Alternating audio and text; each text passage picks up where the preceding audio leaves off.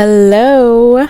Hi. Welcome back to the Authentically Attuned podcast. My name is Esther, and as usual, let's get right into it. So, in today's episode, we're going to be talking about haters and how to deal with them watching, aka stalking you. So, let's start off with describing the term hater.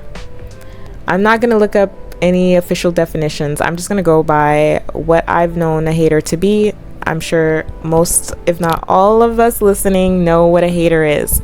And basically, it's the people who claim to not like you, talk bad about you, always have something to say that's negative about you, but they watch you and they keep up with you and they know everything that's going on, or at least as much as they can know. So in my opinion, that's a hater.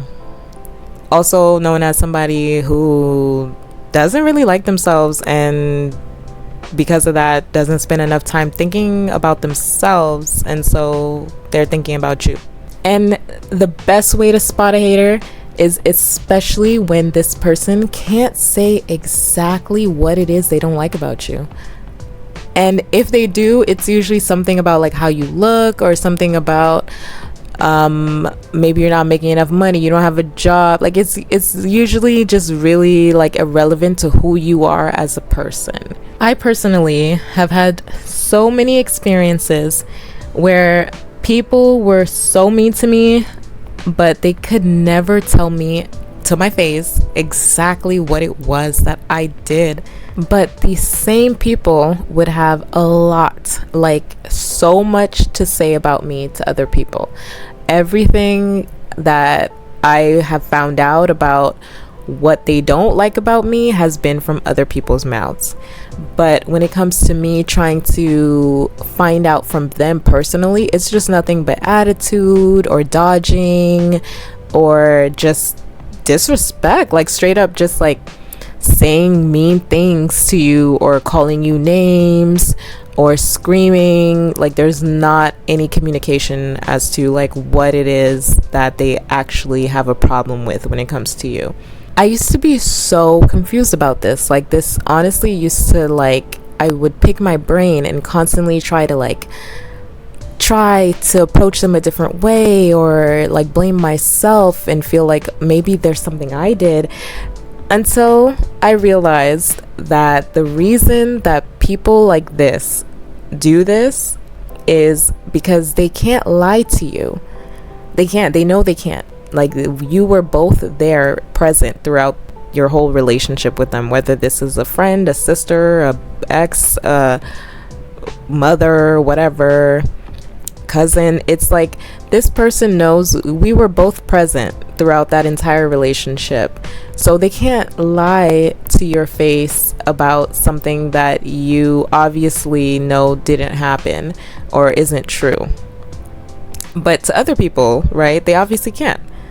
That's like, I'm really noticing that about haters. That's really all they can do, is try to change other people's opinions of you.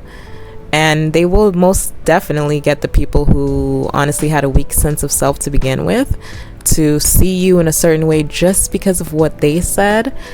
But something that they're not smart enough to realize, and whoever is dumb enough to fall for what they're saying isn't smart enough to realize, is that, you know, people who love themselves and understand how the world works truly from a place of having sympathy for all humans and wanting to grow, not judge, they'll just end up seeing them for exactly what they are, which is a hater. The one part that I still don't understand though is why people like this, people who claim to hate you, love to watch you. Like they will be the first people to watch your stories, they'll watch all of your posts, they will create a number of fake accounts just to like stalk you. And it's really deep. because when I got back in contact with my ex, we got back in contact for a few months because there were some things I needed to get. There was some closure that needed to happen. And something that he told me that really shocked me is that during the time we were apart for about 8 months almost, he told me that he has been watching my page, or he's seen my page here and there, or he basically directly told me that throughout the time we've been apart, he has checked my page out, and that he was like proud of me and some weird gross thing like that. And what really shocked me about that is I had him blocked on everything. I blocked him on like my business account, my personal account, all of that. And obviously I'm not naive. I understand that people do this and have spam accounts. Like I have my spam account. I was very open and honest with him when we were together about my spam account. But what really blew my mind was that after everything that he has done and that we have gone through in our relationship, he felt comfortable to tell me this when we got back in contact. And this told me two things about him. It told me that I was right, that he definitely has seen my value and understands my worth, but his intention is, and was at that moment, to continue to make me feel as though he doesn't see it and he doesn't value it, my worth. And I was like sick to my stomach, but I was also very proud of myself for being able to stick it out long enough to get this realization. I'm not gonna lie. But the second thing it made me realize is that he truly thinks I'm an idiot, or like my self-esteem is literally in the depths of hell. Like he does not think that I see my own worth as well. Because for him to feel comfortable enough to say this to me, it blows my mind, mainly because I don't understand why he would not think that this would completely turn me off or make me like think that he was a crazy stalker. And that's kind of where I was at the time. I was thinking that I obviously did not show him that I felt this way, but my reality was like, yeah, this is a hater. Like, you are a hater. There was no other, like, it instantly, like, he became the biggest threat to me at that point. Because before that point, I had already felt like he was toxic, but I did not conclude that he was a hater until we got back in contact and he said this. And so that has helped me a lot in processing just why people watch you even though they claim to not like you. Because since then, I've dealt with a lot. Like, you know, my sister, I'm not in contact with her anymore because we had a very toxic relationship. But her and her minions and like people who know her, people who know me, have been stalking my social medias. I would say since about like January of this year, and we are now in July. So at the time of me recording this, it's July 15th. So that blows my mind, and it has been blowing my mind. And I understand that I have been posting things talking about my personal life and which includes these people like my sister and my ex and all of that. But it's really like, I don't have any of these people on social media. Years I have been removing people like this from my social media, and it just shows that people cannot help but to just watch you. And like, I don't know if you're familiar, if you're listening to this, if you're familiar with the term energy vampire or gang stalking. I fully get those terms now, because being a hater is a choice. If you continuously do something when you have awareness, even a little bit, that this is not healthy, it doesn't feel right, and you continue to do it, now we're getting to the point of you're deciding to be a hater. You say you don't like this person, but you keep watching them to the point where you're looking into their likes, who's liking their posts. Like, it's insane. All of that to say that I've come to realize that haters are not healthy. They're not operating from a mindset of a healthy person, of a person who is self-aware and in touch with themselves. So you can't really take that type of attention too seriously. From what I've learned and where I'm at, I realize the only thing you can take from that kind of attention is the views, and be appreciative of how the algorithm works, and just appreciate engagement. If they comment negative things, that is engagement. Views, if they watch your stuff, they can't help but watch over and over and keep checking your page, that is also good for you. So it's if anything, I hope that this episode and other content that talks about this, because I've seen it before, where it's like, if you need any motivation to stop hating on someone, to stop watching or stalking them, just know that you literally watching them is helping them grow, helping their platform grow. So hopefully that's enough motivation for you to leave them alone and block them and not unblock them to check their page. So the last thing I want to say is, through this experience, I've learned that a lot of people who end up becoming haters and staying haters are people who wish that they could do whatever it is that the person that they are obsessively watching is doing, whatever it is. Like, this person could literally have like 20 followers, and all they do is sit at home with their kids and their husband. But if that's that person's ideal goal, is I want to be married, I want to have kids, they will stalk that person just to kind of vicariously live through them while simultaneously judging them. So I just come to realize that whatever it is, like, if you feel like you have a lot of haters, just know it's because there's something about you that they wish they could do or they could have. If somebody is constantly talking, and it's usually whatever they're talking so negatively about. So if they're constantly saying, oh, you're broke, you're lazy, maybe what they're hating on about you is the fact that you're able to have joy.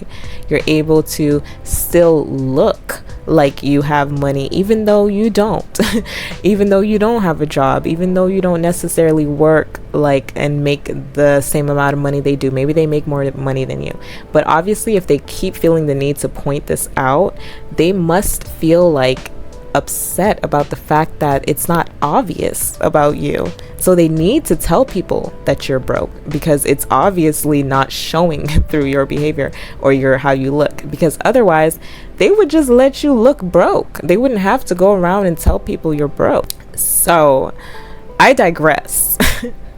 But yes, that's the core of it. And I came to this conclusion because I see that a lot of the people who are haters or have the characteristics of being a hater have a few things in common. And one of these things is they don't usually have much going on. Like, not much that you can look at and see. Like, they're not really putting themselves out there in a certain way. They're like the watchers, the audience, the judges. And I think a lot of them feel like they're in a position of superiority because they place themselves as the judges and not the contestants. In their eyes, they probably see people as performing. I see that a lot of them have in common that they're not doing anything. They're just sitting there judging. I personally, since I am not a hater, I don't think this is because they don't have talent. I don't think this is because they're not creative. I don't think this is because they are weak or dumb or whatever. I personally think it's because they have a fear of their own haters. Because everybody has haters, or whatever that saying is. If you ain't got no haters, you ain't popping. I feel like this is how projection works. Like, they know how hard they judge people just for trying and for putting themselves out there. So naturally, they would not want to put themselves out there to be judged that harshly by others. And so they don't. They don't put themselves out there, and they say it's because they don't have time, or they're an adult and they're working and they're doing this. But really, it's because they fear of being judged as harshly as they judge people just for trying to be creative and express themselves. And I think another reason that they do this, that they put themselves as the judges and the bystanders sorry, is because they are afraid. I truly think this, honestly, it's something I've been processing, because the people that I have been hurt by the most are people that I've allowed closest to me. And I don't allow people close to me unless I truly see value in you. So I'll never be that person after, cutting off ties with someone, to act like I never saw value in you, or like, you were a lost cause. If I'm interacting with you, and especially if we're close and I'm making time for you, it's because I do see value in you as a person. I do see potential in you. So I've really had a hard time coming to terms with why some of these people that I really put on a pedestal, and they disappointed me by betraying me or doing something really harmful or disrespectful to me. I don't understand why, even outside of the relationship that we have together, why they don't do more with their lives, why they don't use the potential that I see in them to put themselves out there. And one of the conclusions I came to is, I think that they're possibly holding themselves back to hold their haters back. And I came to this conclusion because this is one of these core beliefs that I feel like I've dug up within myself when I was processing my imposter syndrome and fear of success. And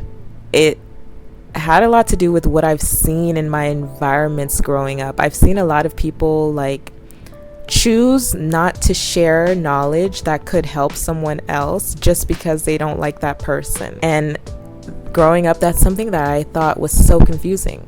I did not understand why somebody would do that. And as an adult who has gone through a lot now, I get that the reason I didn't understand that is because that's not something I would ever do. I would never try to hold someone back, or if I had information that was helpful to someone, I would share it, especially if I could see that this would stop them from ruining their lives. I get that now. It's the reason I can't understand why they would do it, or they don't think that way, is because I have never hated someone that much. Maybe if I've truly experienced hating someone that much, I might do that. I pray to God I never do experience that level of hatred for someone, but yeah, I think that's truly what it is. And so because of that, they cannot sit with the idea of them putting information out there, their whether personal experiences or just things they've learned from other people that help them out there, and then that information getting to the haters who they know are stalking them, and those haters improving their lives with that information and not giving them credit. I truly think that's why a lot of them choose to hold themselves back and don't put themselves out there in certain ways. And that's something that really almost held me back, especially in the beginning of this year, because that's something I've told all of my haters, because I've known them personally, unfortunately, and had relationships with them. But all of them know I've said this. I have big plans. I've always had big plans for myself. I've always said that I will be a speaker, and I will be a writer, and I will help people like me who didn't know certain things. And so I just see that they really tried to hold me back from doing that. And in this beginning of this year, after my last podcast attempt, if you haven't listened to the introduction of this podcast, the introduction episode talks all about my last attempt to start a podcast. But after my last attempt, I think I really struggled and I felt stuck, because I was thinking, you know what? I know they're watching me, and I know they want me to think that I'm not who I say I am. So although I know what I have to say is important and valuable, I don't want them to hear it, and I don't want them to benefit from it. So I sat on it like a chicken sitting on an egg. That's probably wrong, but you know what I'm trying to say. But yeah, I sat on it for a long time, and now I see that, like, I don't want to become them. I don't want to waste my life and my potential, and my message, and lose my blessings because my goal is to hold them back, or my goal is to not let them gain off of my knowledge and benefit from my understanding because they don't want to acknowledge me. It wasn't easy, but I am choosing to and it's still not easy, but I'm choosing to continue doing it because it's truly who I am, and it's how I feel the most comfortable. It feels a lot more safe doing it this way than doing it the other way for me, because otherwise I fear I'm gonna become bitter. I fear I'm gonna become a hater, and I'll be just like them. And that's not part of the plan for me. Honestly, once I realized this, it made me feel sad for them, and it made me gain a little bit more sympathy, okay? Because I'm not Mother Teresa. I'm not saying that I'm so sympathetic to this experience that they have, but from what I am understanding, I have sympathy for it, and it made me feel sad that this is probably their reality, because I don't know for sure. But if it is, I understand that being upset and hating someone who's hating on you does nothing but continue this energy of hate. And even if it's just in your life, you should do whatever you can to remove this energy of hate.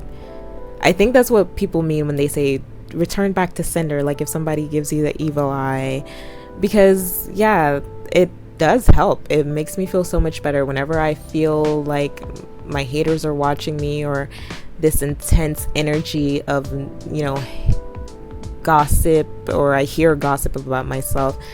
I just really try to imagine and think and remind myself of their reality, how they must feel about themselves to think of you this way. Okay, so this is editing me jumping in really quick, because as I'm editing, I realized I left out one very important tip in handling this and dealing with this. I don't know if this would be considered a tip necessarily. Some people might think this is toxic, and that's fine with me. But I'm going to let you know one thing that I did to deal with this and to manage this was, since I understood that there are a lot of people that don't like me that are watching me, I made every post very intentional. Every single story, every single post that I actually posted on my profile, very intentional. I wanted to make sure that these people feel triggered every single time they come onto my page to snoop, to keep up with me, whatever they want to call it. I wanted to make sure that they left mad, that the rest of their day was absolutely ruined, until they no longer felt the desire to torture themselves by coming to my neck of the woods online. And so that really helped. I'm a very energetic person, so after a couple weeks of doing that, honestly, I knew in my spirit that in particular my ex was done watching me. And ladies, men who are in touch with themselves, attuned with their intuition, if you know what I'm talking about. So 10 out of 10, I would recommend this. Post things that will trigger them, things that personally they are embarrassed about themselves, or at the very least, things that they've done to you that they don't want anyone else to know. Post that, and they will stop watching you. Okay, bye now. So, yeah, I hope that helps.